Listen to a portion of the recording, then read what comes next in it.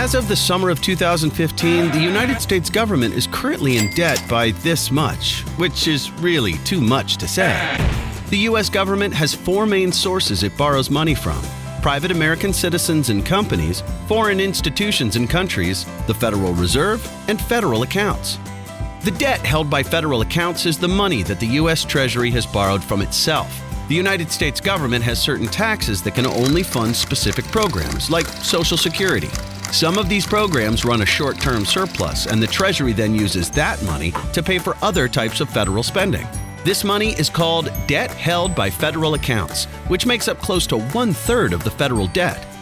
Another third of the U.S. federal debt is owned by international investors by purchasing U.S. Treasury bonds as investments. The three countries that currently hold the most U.S. debt are China, Japan, and Brazil.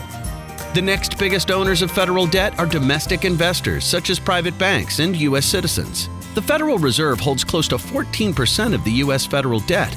The Federal Reserve's function is to control the money supply and set interest rates in the U.S. economy, so it is therefore independent of the federal government. The term debt ceiling was being tossed around in the news in 2013. The debt ceiling is the limit Congress sets on the amount that the U.S. Treasury can borrow.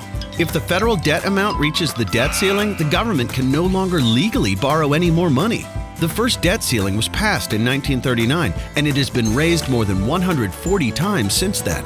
So the next time you hear politicians talk about government debt, remember it takes a lot more than words to fix it.